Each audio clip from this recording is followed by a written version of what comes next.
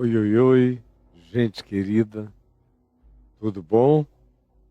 Eu estou aqui começando bem além da hora e não quero perder tempo. Nós estamos em Mateus, no capítulo 12, e ontem eu comecei a falar do verso 38 em diante. E eu vou dar uma passada rápida, embora esteja tudo gravado aí no YouTube, só para quem por alguma razão caiu de paraquedas. Então, alguns escribas e fariseus, os doutores da lei, e os fariseus, que eram os entes religiosos mais rigorosos e legalistas e judiciosos e letristas e meticulosos que o planeta já conheceu. Então, esses dois que, entre mestres e religiosos fanáticos, replicaram a Jesus com muita suavidade, uma réplica sem questão. Mas o escritor do Evangelho, Mateus, entendeu como uma réplica ao que Jesus tinha dito sobre a frivolidade das palavras deles e como elas trariam inapelavelmente juízo. Aí eles dizem aqui: mestre, queremos ver da tua parte um sinal. E nada provocava mais a Jesus do que esse tipo de conversinha. Ele não tinha feito outra coisa a não ser realizar sinais.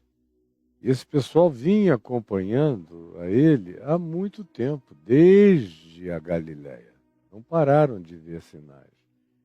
E após umas sessões de persecutoriedade deles em relação a Jesus, Jesus dá a eles a pressuposição de serem quem eles de fato são, ou seja, perseguidores. E aí cura pessoas variadas em dias de sábado, e eles ficam tomados de ódio, de raiva, especialmente depois da cura do homem da mão ressequida. Eles já vinham acumulando muito ódio, mas o verso 14 diz que quando eles viram Jesus curar o homem da mão ressequida dentro da sinagoga em dia de sábado, que eles proibiram que se fizesse qualquer coisa, até o bem, eles se retiraram, os fariseus, e conspiravam contra Jesus, em como lhe tirariam a vida, ou seja, era uma conspiração de morte. Mas Jesus, sabendo disso, mesmo sabendo disso, curou a muitos, muitos e muitos e muitos do lado de fora da sinagoga. Mas recomendou que não expusessem a publicidade. Eu falei 2 dias seguidos sobre isso aqui. A gente entrou no contexto da libertação do endemoniado, que tinha como consequência da sua possessão 2 tipos de bloqueio sensorial. Ele era cego e mudo. Aí os argumentos deles, dizendo, dos religiosos, que Jesus fazia aqueles milagres pelo poder do maioral dos demônios, que era Belzebu.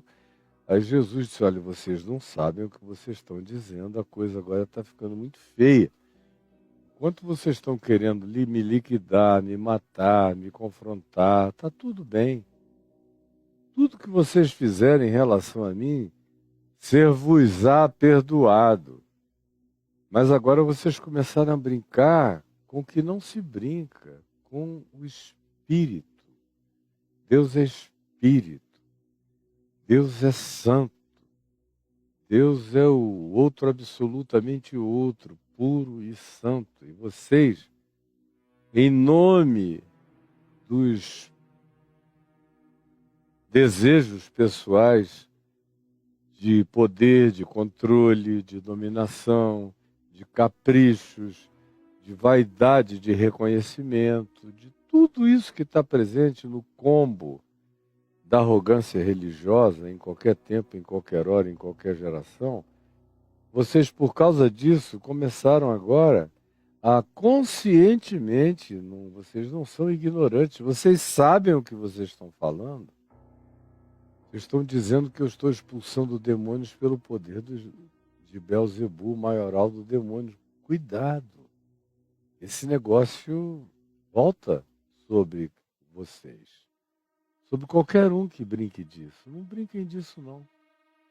E começa a lhes dar todas as razões sobre o perigo deles se colocarem nesse chão delicadíssimo.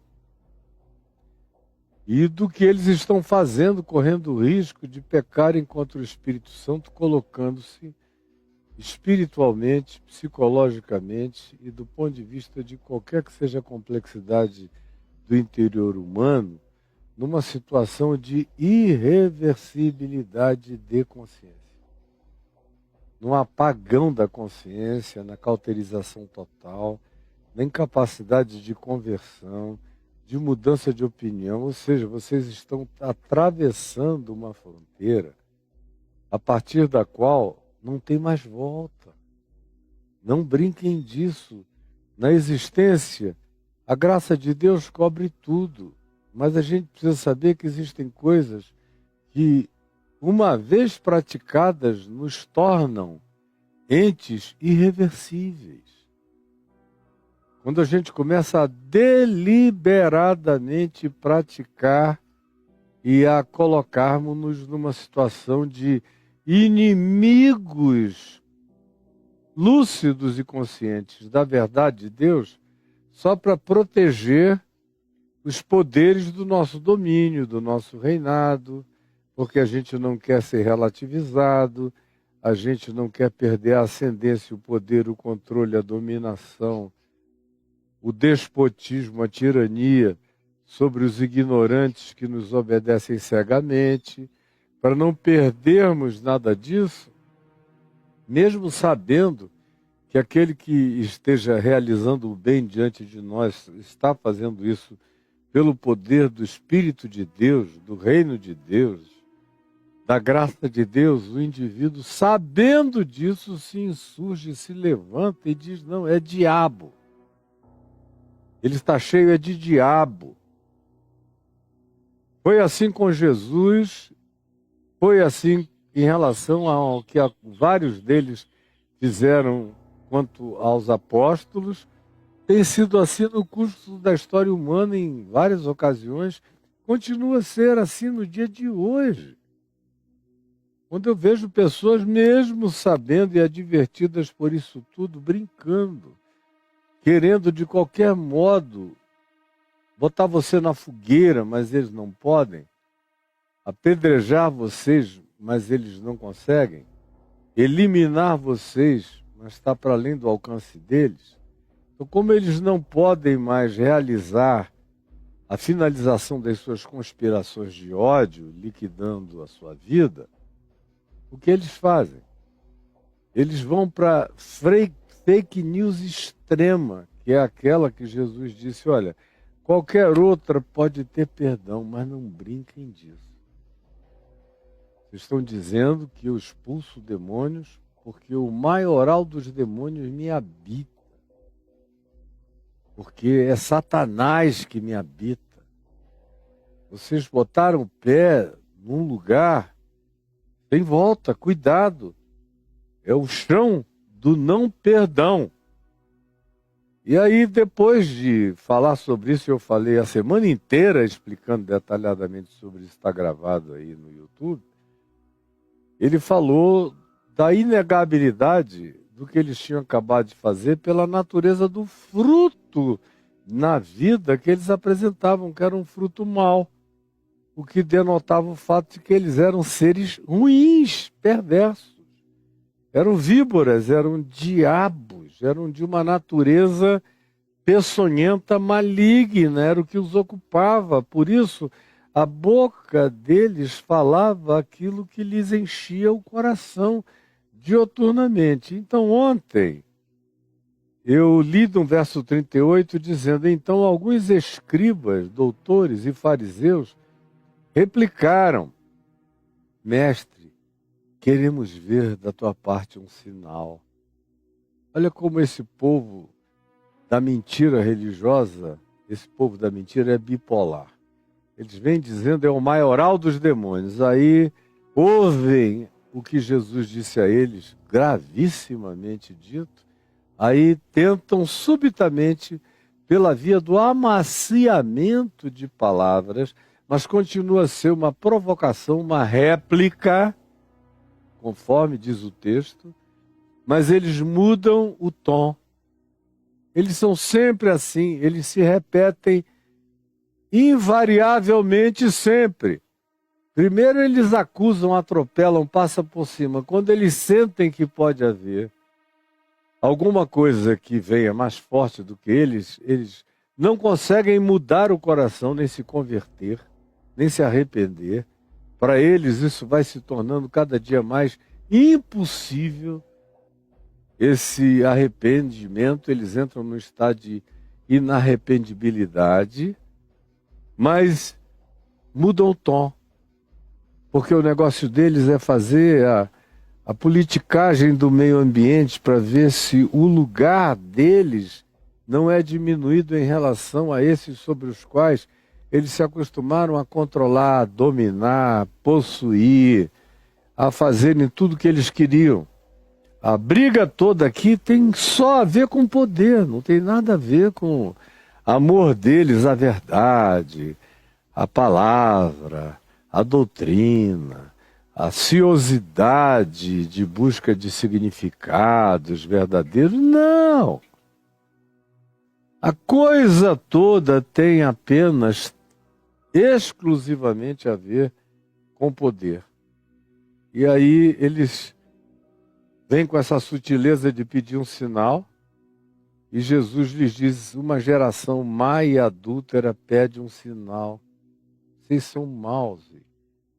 E isso é geracional, virou uma cultura de perversidade que tomou conta de vocês, dessa geração inteira. Mas eu digo uma coisa a vocês, nenhum sinal lhes será dado, senão o sinal do profeta Jonas. Aí ele explica que sinal foi esse.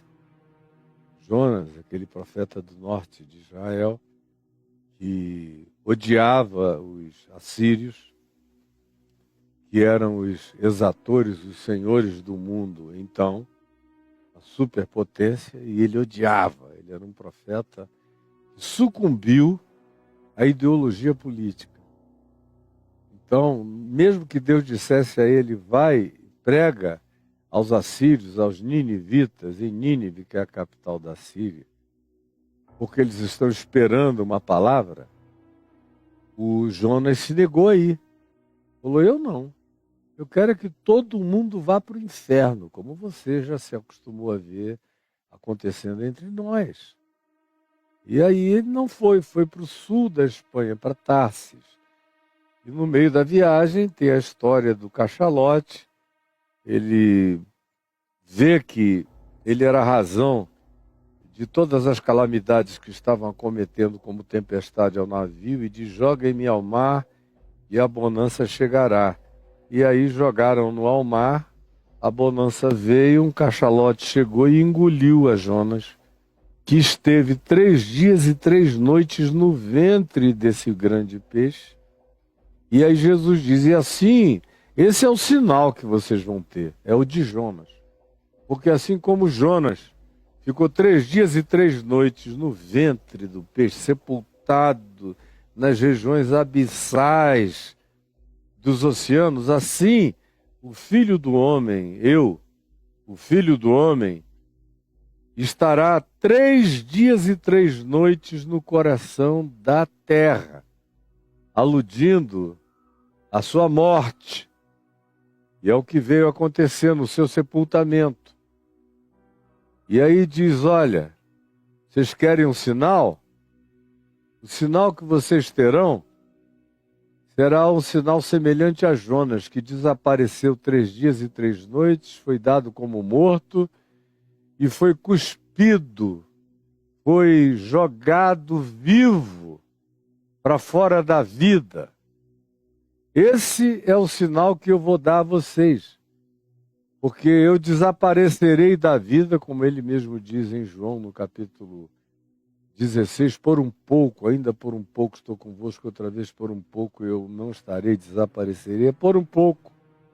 Eu estarei ausente, mas outra vez me vereis, e uma vez que vós venhais a me ver, a vossa alegria será inarrancável do coração de vocês. Pois bem, o sinal que vocês estão me pedindo é o sinal no qual vocês não vão crer. É o sinal de Jonas. Porque o Filho do Homem também vai ficar 3 dias e 3 noites no coração da terra. E vai ressuscitar. E vai sair vivo do coração da terra. E aí, esse é o sinal que eu vou oferecer, porque cura de todos os tipos, libertações de todas as formas, restabelecimento de sensorialidades de todas as variedades sensoriais, milagres e graças e ações e palavras e curas e acolhimentos e misericórdias demonstradas, vocês vêm acompanhando há meses, todos os dias. E quanto mais vocês veem, mais odiosos vocês se tornam, porque mais relativizados vocês se sentem, menos empoderados e com mais vontade de me eliminarem vocês se manifestam. Porque o culto de vocês é ao poder que a religião confere a vocês. Por isso é que eu digo que os ninivitas, que eram considerados por Jonas os grandes pecadores da época por causa do olhar ideológico dele, a ideologia é uma porcaria, qualquer uma delas coloca um absoluto nos teus olhos que te impedem você de ver gente, você passa a ver conceitos e que tornam as pessoas, na maioria das vezes, suas inimigas se pensarem diferentes. Vocês sabem exatamente do que eu estou falando. E aí Jesus diz, em verdade eu vos digo que ninivitas se levantarão no dia do acerto de contas, da verdade, da luz. Eles se levantarão e vão se levantar contra vocês. Essa geração que está aqui comigo, criando fake news, mentiras e dizendo que eu faço os poderes e realizo o que eu realizo pelo poder de Belzebu, o maioral dos demônios. Os ninivitas vão se levantar com vocês, com essa geração de religiosos, você que está me vendo aqui, essa geração inteira. Os ninivitas, assim como Jesus disse aos escribas e fariseus, isso se repete em cada nova geração onde o mesmo Espírito está presente. Os ninivitas se levantarão no juízo com esta geração contemporânea e a condenarão, porque eles se arrependeram com a pregação de Jonas. Se arrependeram. Jonas com má vontade, Jonas de mau humor, Jonas que não queria ir, Jonas que odiava Ninivita e assírios, Jonas com o coração corrompido pelo poder da ideologia, foi obrigado a ir pelas circunstâncias, foi levado pelo cachalote, jogado na praia do mar mais próximo e teve que andar até a cidade de Nínive, que quando ouviu a pregação dele se arrependeu e fez jejum e se colocou sobre pano de saco e cinzas, em arrependimento aos seus pecados. Pois bem, essa geração de Nínive vai se levantar contra vocês, porque eles se arrependeram com a pregação de Jonas, que era o cara que não amava, que não queria, que estava com ódio. Eu estou aqui cheio de amor, de graça, de bondade, de misericórdia, de cura, de acolhimento, chamando, vinde a mim todos os que estáis cansados e sobrecarregados, e vocês se levantam contra mim, diferentemente dos ninivitas em relação a Jonas, e dizem que eu faço tudo que faço pelo poder de Satanás, do maioral dos demônios. E não conseguem olhar para mim. Os ninivitas viram Jonas, e Jonas não era nem ninguém para ser inspirador. Ele estava só papagaiando a mensagem que ele tinha recebido, mas foi o bastante para fazer os ninivitas se arrependerem. Até insinceramente ele estava pregando, mas os ninivitas ouviram a mensagem ao invés de prestarem atenção no mensageiro. Se fossem auscultar as motivações do mensageiro, eles talvez tivessem tido uma outra reação, mas eles não. Ouviram a mensagem e ignoraram o mensageiro. Vocês não ouvem nem a mensagem e têm ódio do mensageiro, sendo que o mensageiro chega num derrame de amor e de graça. Eis aqui, portanto, quem é maior do que Jonas. O que faz com que o juízo de vocês se acumule de maneira muito mais veemente, porque o desperdício de graça na vida de vocês é incomparável. Os ninivitas, que eram os dominadores despóticos daquele mundo dos dias de Jonas, alcançaram graça e misericórdia e consciência de arrependimento e se colocaram numa posição histórico-linear na comparação do significado passado, presente e futuro, superior a de vocês que estão aqui comigo, vendo milhares de sinais de prodígios, de maravilhas e de bem-aventuranças e de graça e de perdão e de compaixão, mas o coração de vocês é pedra pura. É um coração inconversível, inarrependível. Olha aqui, vocês estão na minha presença. Eis aqui quem é maior do que Jonas. O fato de eu estar aqui torna a atitude de vocês indesculpável.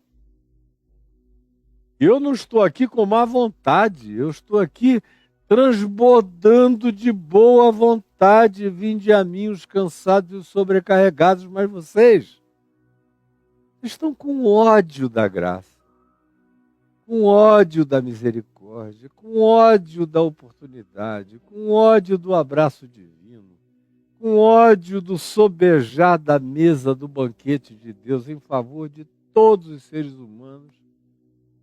Vocês só pensam nos poderes concentrados no Vaticano do umbigo pessoal de vocês. E o que quer que vocês julguem que relativiza esse poder, vocês transformam em inimigos de vocês e potencial candidato ao homicídio que vocês gostariam de poder praticar, porque vocês já estão no conluio da conspiração da morte. O resto é tudo disfarçatez religiosa. E tem mais. A rainha do sul, ele estava se referindo à rainha de Sabá, a rainha da Etiópia, se levantará no juízo com esta geração, a geração má, adúltera e perversa de vocês, dos dias de Jesus e dos nossos dias, que é pior ou igualzinho. Também mata o evangelho e crucifica o Filho de Deus todo dia e dá as costas para a graça de Deus e é capaz de corroborarem as mentiras mais satânicas deste mundo só para fazerem parte de uma maioria malvada, adúltera, perversa e maligna. Pois bem, a rainha da Etiópia se levantará no juízo contra vocês. E ela condenará vocês, essa geração inteira. Ela que veio lá da Etiópia, 1000 anos antes de Cristo, 900 anos antes, para ouvir a sabedoria de Salomão, que era só Salomão, cheio de relatividade, uma sabedoria e de pureza de sabedoria teve pouco tempo. Ele não viveu como um homem de sabedoria pura, santa e justa, como diz o apóstolo Tiago, irmão de Jesus, muito tempo não. Ele recebeu sabedoria lá do alto. Tiago diz que é pura, mansa, indulgente, acolhedora, cheia de misericórdia. Essa é a sabedoria que vem do alto. Isso foi o que ele recebeu originalmente. Mas com muita rapidez ele ficou tomado pela sabedoria terrena, animal, demoníaca, hedonista, e foi particularmente envolvido, em nome da ciência, em outras coisas que não eram ciência, que eram feitiçarias, bruxarias, magias perversas, ocultamentos e poderes do oculto, capacitações e pesquisas variadas.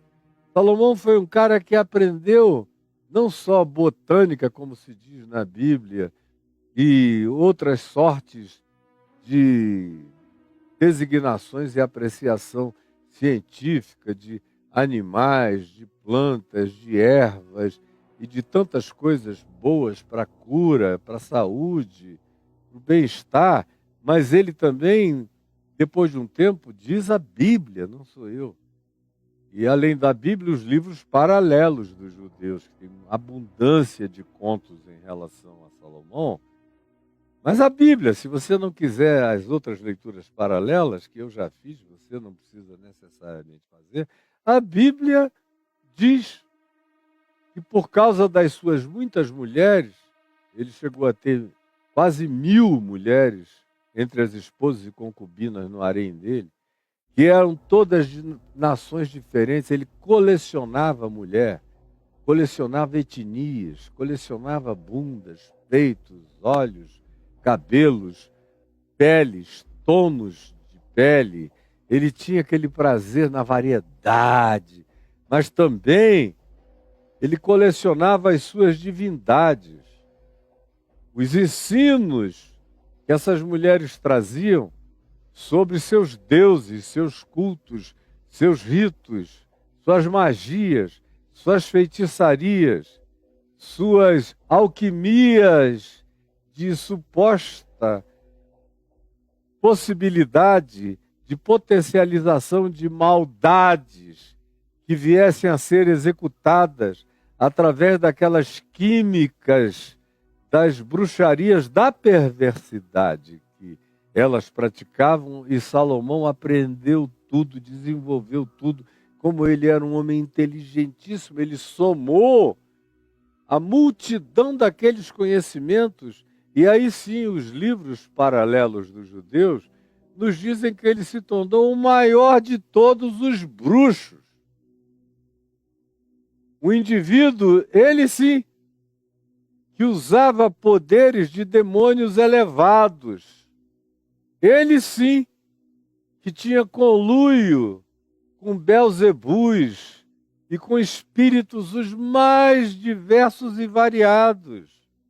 Ele sim, que tinha um determinado prazer de natureza orgásmico, maligna e mórbida, de dizer para todo mundo que ele tinha ascendência sobre a variedade dos demônios da terra.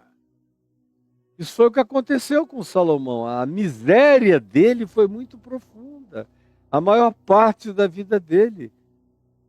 Eventualmente, se o livro de Eclesiastes de fato foi escrito por ele, como eu de todo o coração gostaria que fosse, quero que seja e gosto que seja, e não tenho nenhum problema se for, ele teria se convertido dessa maldade toda apenas no final da vida.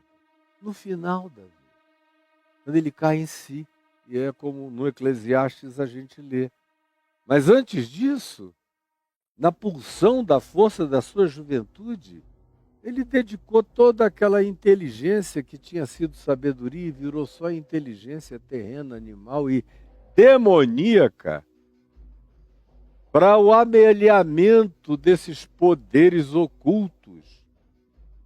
Sabia muita ciência e sabia todo tipo de ciência oculta, assim chamada, e de poderes de manipulação de anjos, demônios, alienígenas, criaturas multidimensionais. Ele entrou nessa perspectiva de dizer dentre os humanos, eu não quero ser o mais sábio, eu quero ser o mais poderoso nesta dimensão e quero ter poder sobre as dimensões paralelas.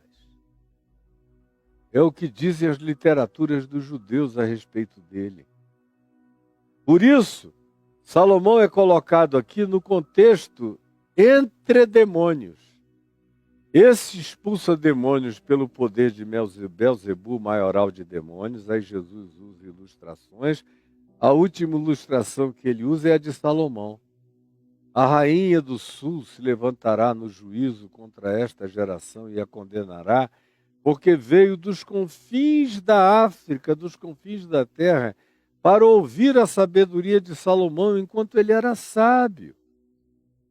E eis aqui, quem é maior do que Salomão?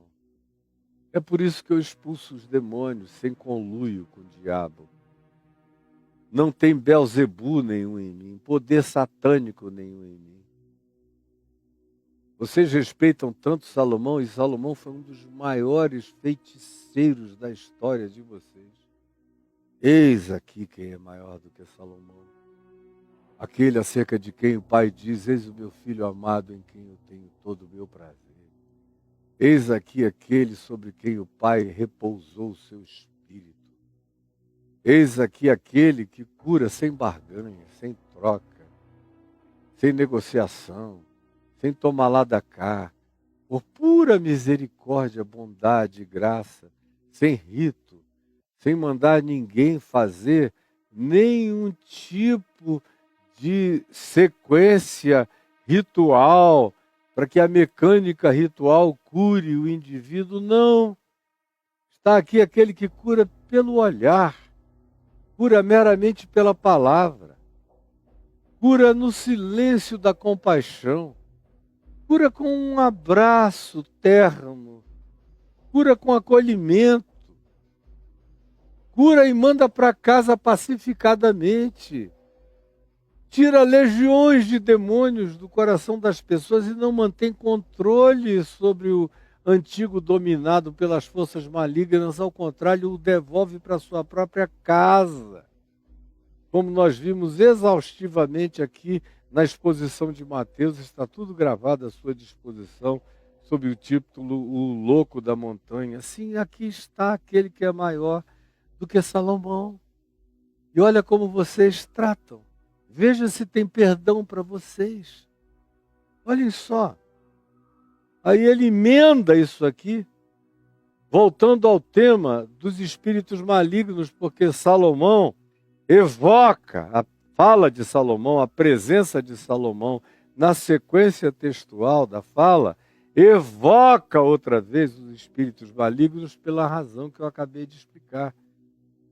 Porque para aquela geração toda ali, o maior de todos os exorcistas era Salomão. Embora eles também soubessem que Salomão praticava os seus exorcismos na forma de conluio domesticante com os espíritos malignos, com acertos, com barganhas. Não expulsava demônio de ninguém, fazia acomodações das trevas. Era isso que Salomão tinha aprendido a fazer, e nesse mistério ele era o cara mais entendido disso que se podia conhecer. Que um dia fora sabedoria de luz da mente dele, se tornaram sabedoria das trevas depois de um tempo. E Jesus diz: olha, aqui está quem é maior do que Salomão. E deixa eu dizer, quem entende disso sou eu, não é Salomão. Quando um espírito imundo sai de um ser humano, que Jesus também chama em Lucas 11, sai de uma casa, ele usa também a ideia arquetípica da casa para caracterizar a habitação de espíritos no ser humano. Quando o espírito imundo sai do ser humano, anda por lugares áridos, procurando repouso. Esses espíritos têm uma obsessão por habitação, por encarnação. Eles têm obsessão pelo calor corpóreo, sanguíneo.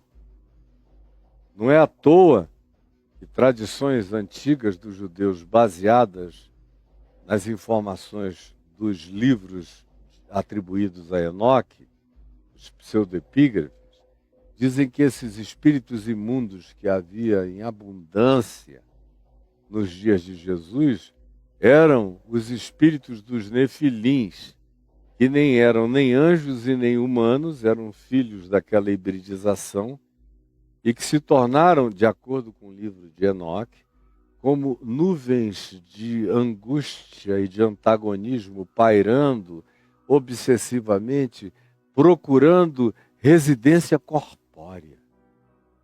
Como aqueles Benai Elohim que quiseram intercurso corpóreo com as filhas dos homens. Era a mesma obsessão.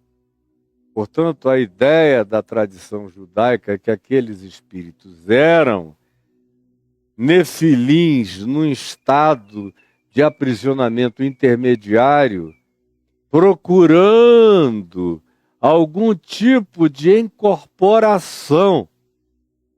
Esses são os espíritos aos quais Jesus chama de espírito imundo.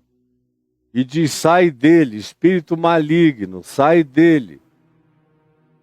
Ou só maligno, ou seja lá o que seja, muitas vezes nem dá nome, só diz, sai. Não é para ficar. Mas aqui a gente aprende a razão dessa obsessão. Eles têm uma necessidade de corporificação. Essa também é a razão e a explicação pela qual, quando o louco da montanha, o gadareno, o gerazeno, como a gente já viu meses atrás aqui nessa sequência, tá tudo aí para você, viu e se viu ameaçado de ser expulso, aquela legião de demônios se viu ameaçada de ser expulsa daquele homem, gerazeno ou gadareno, como prefiram chamá-lo, eu o chamo de o louco da montanha. Eles disseram, se tu nos mandas sair, permite-nos o quê? Entrar nos porcos. Porque era corpo. E hoje em dia a gente sabe que não era só corpo, com carne, com sangue. Também uma genética das mais semelhantes à genética humana. É a dos suínos. Mas alguma coisa aconteceu nos suínos que eles não suportaram a presença da legião e os suínos entraram num desespero inaguentável e correram na direção da montanha e pularam de despenhadeiro abaixo no mar da Galiléia e se afogaram. Porque esses espíritos imundos, quando saem de um homem, eles andam por lugares variados, procurando um ambiente de encaixe, uma morada, um outro coração, um outro humano, uma outra mente, um outro corpo, uma outra cobertura, um outro calor corpóreo sanguíneo, uma outra sensação de habitação espaço-temporal que os tire da invisibilidade, da intangibilidade. Eles ganharam obsessão nefilímica em se tornarem corpóreos. E não encontrando, Jesus diz, ninguém, o que eles fazem? Eles procuram repouso dioturnamente e não encontrando, eles dizem, eu vou procurar aquela minha casa original, onde eu morei tanto tempo. E eles sempre voltam. Esses espíritos imundos, prestem atenção, isso é uma lição espiritual para todo mundo saber e não esquecer.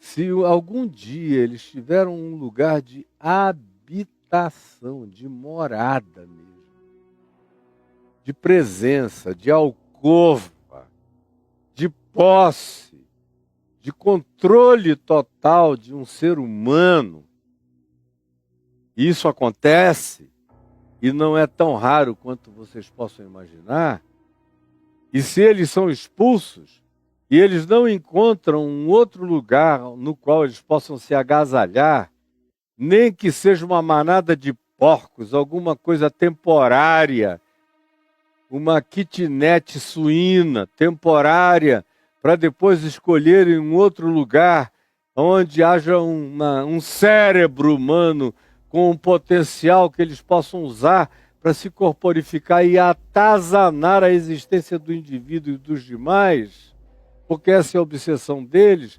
Não encontrando essa alternativa, eles dizem: voltarei para minha casa de onde saí. Vou ver o que está acontecendo com o Caio. Eu morei tantos anos lá dentro, deixa eu ver como é que ele está.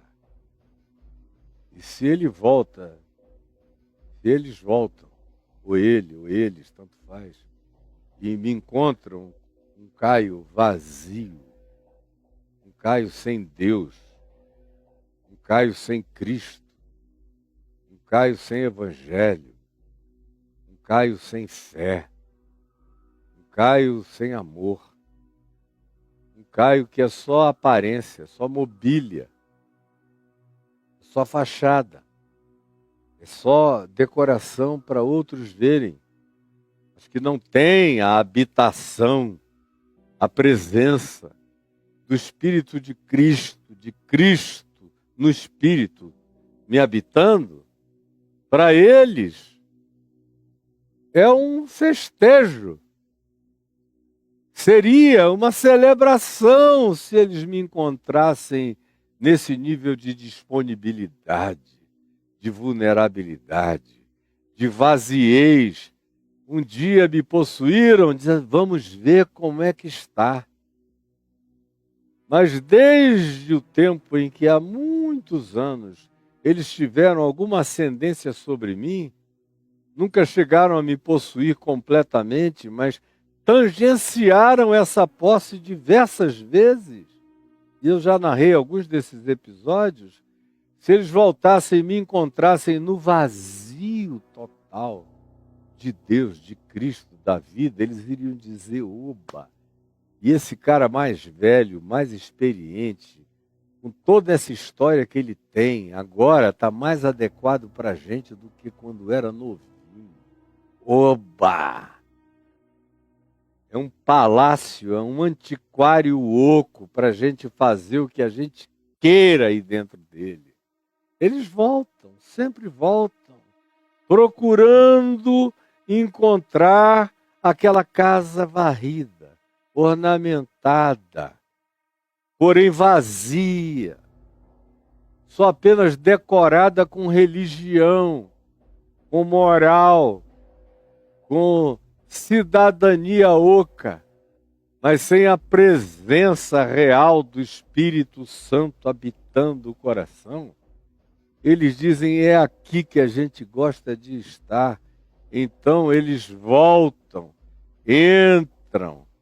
Como diz Jesus no verso 45, então vai esse Espírito e leva consigo outros 7 piores para caracterizar o fato de que a ação das trevas, na vida humana, nunca se alivia, nunca melhora, nunca se torna mais leve, nunca se torna mais branda. Ao contrário, ela sempre piora.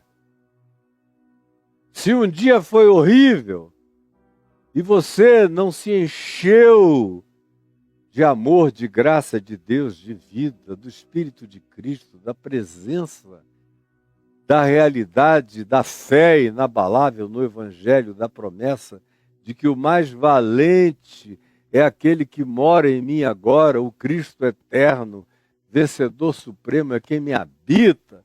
Se eles chegam e me encontram vazio, se eu fui apenas objeto de uma varrida temporária, mas me arrumei basicamente na superficialidade, mas continuei na oquidão da minha espiritualidade, eles dizem: é aqui, meu Deus, a gente vai ser feliz outra vez. Encontramos a casa onde já habitamos e levam outros piores do que eles. Tornam aquele estado infinitamente piorado. E Jesus diz: e habitam ali, fazem morada, tomam posse. É uso capião, está vazio, não tem dono, não tem escritura, não tem o proprietário mais valente habitando essa residência espiritual que Jesus aqui transforma em metáfora de casa, mas aludindo ao interior do coração humano, que é aonde eu, que sou um espírito, habito. Pois bem, quando eles encontram essa corporalidade disponível, com a obsessão deles de corpo, de sangue, de expressão de visibilidade, eles dizem: é aqui que a gente vai ficar, é aqui que a gente deixa de ser uma eteriedade e volta a ser uma materialidade outra vez. Então eles vão e levam consigo outros 7 espíritos piores do que eles originalmente. E entrando, habitam ali. E aí é mais difícil. Habitam ali. E esse segundo estado é muito pior do que o primeiro, é o que diz Jesus. E o último estado, esse agora, daquele ser humano, torna-se pior do que o primeiro. O primeiro já era horroroso. No caso aqui da ilustração em questão, era um homem possesso que tinha ficado cego e surdo. Jesus expulsou. Está ensinando esse homem a ocupar o seu lugar residencial espiritual, que é o seu ser, com a presença de Cristo, o mais valente, e com nada além de Cristo, que é o único que pode me dar segurança. É a habitação do Espírito de Deus em mim. É a presença do reino de Deus em mim é que fecha a porta para a malignidade. Mas se eu fiquei no meio da viagem e não quis completar o caminho e fiquei na oquidão do ser, na minha manifestação existencial, e eles vêm, Jesus diz: esse segundo estado vai ser muito, muito, muito pior do que o primeiro. Essa condição humana secundária de pioramento, às vezes coloca as pessoas num estado de irreversibilidade. Colocam as pessoas num estado de incurabilidade, ou de uma dificuldade, humanamente falando, impossível de se imaginar o retorno à lucidez, à saúde, à sensatez, à normalidade de uma existência para a qual nós fomos chamados para experimentarmos. Aí Jesus diz: assim também acontecerá com essa geração. E aí ele coletiviza aquilo que em Lucas ele trata de maneira individualizada, porque tem a dimensão individual, pessoal, do indivíduo, conforme eu estou ilustrando aqui, dei até meu nome à narrativa. Tem também, de acordo com Jesus em Mateus, a dimensão geracional. E aqui em Mateus, diferentemente de Lucas, onde ele conclui com o indivíduo, será a condição daquele indivíduo pior do que qualquer outro anterior. Aqui ele diz: essa geração está acumulando maldades, está ficando cada vez mais cheia de demônios e de diabos. Cada maldade, cada acusação, cada fake news, cada blasfêmia, cada conspiração para matar, cada conluio de perversos querendo calar a voz dos santos, puros e sábios e sinceros que tentam trazer a graça de Deus para a vida humana, e eles se levantam e se insurgem querendo eliminar a gente desse tipo de atitude de bondade divina que eles odeiam. Tanto mais quanto façam assim e renitentemente prossigam fazendo assim, tanto pior será o seu estado, muito mais difícil será a sua recuperação. E é por isso que o ser humano religioso, fanático, o doutor em religião, o arrogante em religião, o sábio e entendido, que não entende nada, mas pensa que entende, pensa que conhece essas dimensões sobre as quais Jesus vem tratando e não conhecem coisa nenhuma, tendem sempre a piorar.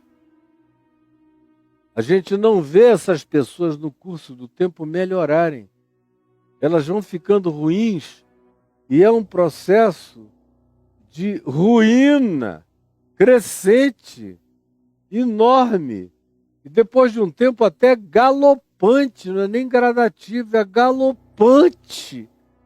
Ficam irreconhecíveis, infinitamente horrorosos. Isso acontece com indivíduos e acontece com gerações. Nós habitamos uma geração má, perversa e corrupta, e eu não estou falando do mundo. O mundo é o mundo. Eu estou falando daquele grupo com o qual Jesus está conversando. Jesus não está conversando com os romanos, não está conversando com os bárbaros, não está conversando com os ciprianos, não está conversando com os egípcios, ele não está conversando com os árabes, nabateus, ele não está conversando com os celtas, com os bretões. Não, ele está conversando com doutores da lei, escribas e fariseus, senhores da religião judaica, doutores em Velho Testamento, biblicistas arrogantes, e que antes e sobretudo cultuavam seu próprio poder político religioso, do qual eles não querem abrir mão dos seus controles de dominação, e vão se tornando piores do que o diabo, piores do que Belzebu. Fazem qualquer negócio com as trevas e com a mentira, e com o engano e com o ódio, para prevalecerem contra aqueles que, andando na bondade do Evangelho, são apenas derramadores do fluxo da graça no mundo, mas que para essas pessoas são os piores antagonistas e inimigos, porque eles são filhos do diabo, e assim como o diabo odeia gente linda, boa, santa, pura, amorosa, misericordiosa, cheia de bondade, de acolhimento, de graça, e que vivem sem acepção de pessoas e sem preconceitos, esses são aqueles que os espíritos imundos odeiam. Esses seres religiosos também odeiam, porque eles são da mesma natureza. Eles carregam a mesma genética, por isso é que Jesus disse, vocês não são filhos de Abraão, lá em João 8. Ao contrário, vocês são filhos do diabo e quereis satisfazer-lhes os desejos. Ele foi homicida desde o princípio, é mentiroso, nunca se firmou na verdade. O prazer dele é inventar e criar realidades que não correspondem a nenhum fato real da existência, e vocês são os simulacros, as cópias. Vocês são a reprodução dessa malignidade. Vocês são diabos ocupando as festas de fraternidade, como disse o irmão de Jesus, Judas, na única epístola dele. São verdadeiros diabos, são rochas submersas no meio das festas de fraternidade de vocês, levando vocês a pique, sem que vocês detectem a maldade deles. É o que Jesus diz e é o que ele aplica a minha e a sua geração, a esta geração. E a esse corpo de liderança espiritual que mente com a naturalidade de Satanás e que constrói uma coletividade que vai se transformando na imagem e semelhança deles. Aí você fica pensando de que porque eles cantam para Jesus, ou usando o nome Jesus, ou levantam a mãozinha, eles estão adorando a Deus. Onde tem mentira, ódio, hipocrisia, malignidade, a vontade irada de destruir o outro, o espírito de competição, o culto à vaidade, o culto de si mesmo, a busca de controle, de domínio e de poder, quem está presente aí nunca será o Espírito Santo. Nunca será Jesus. Jesus está sempre fora desses lugares. Sempre se retira dali muito antes. Não convive com isso. E olha, o ambiente aqui é sinagoga, é igreja, é congregação, é teólogo, é puritano, é fariseu dedicadíssimo às regras estritas da obediência da legislação de Moisés. É gente desse jaez. Não são centuriões romanos, não são pessoas de nenhum outro lugar da terra, não são hindus nem indianos, não! São judeus que vocês cultuam, a quem vocês não atribuem iniquidade, não veem a maldade jamais. Porque vocês se tornaram idólatras dessa maldade e não veem que aquilo ali está cheio de espírito maligno, de ódio, porque aonde há ódio, aí tem o trono de Satanás, em qualquer que seja o lugar, seja na sinagoga, seja na eclésia, seja na congregação, seja onde você queira. Se um grupo se reúne em nome de Deus para odiar junto como devoção e para declarar guerra aos antagônicos ou diferentes ou distintos, ou seja lá quem seja, eles estão ocupados não pelo Espírito Santo, eles são habitados pelo Espírito das trevas. Aí eu vou dizer isso para o resto da vida, porque tão certo como eu sei que Deus vive, eu sei que o que eu estou dizendo a você é verdade concreta. É verdade. Concreta. E amanhã eu prossigo. Acabou de terminar aqui para o pessoal do TikTok. Eles estão nos últimos minutos, mas amanhã eu prossigo. Prossigo mostrando a você como a sutileza disso tudo pode pegar um monte de gente, inclusive da casa da gente, da família da gente, do povo da gente. Mas aqui nesse momento, Jesus, eu oro, pedindo que a explicação simples, como para crianças, simples, simples, simples, para quem na sua simplicidade quer entender, compreender e praticar o que seja verdade em seu favor. Eu quero pedir que no dia de hoje a tua palavra, nessa pureza de exposição, sem complexificação de nenhuma natureza, tenha chegado ao coração de alguém que tenha acolhido para ficar ocupado pelo mais valente que é Cristo Jesus, hoje e para sempre. É o que eu te peço que tu faças, porque eu só conto contigo nessa luta. Eu não tenho poder para realizar o que eu entendo, mas eu entendo que aquele sobre quem eu falo está presente para realizar aquilo que em seu nome eu estou dizendo que ele faz. E que ele promete realizar na vida de todo aquele que o acolher. E que venha a ele cansado e sobrecarregado e ele vai aliviar. É o que eu te imploro hoje e agora, em teu nome, Senhor.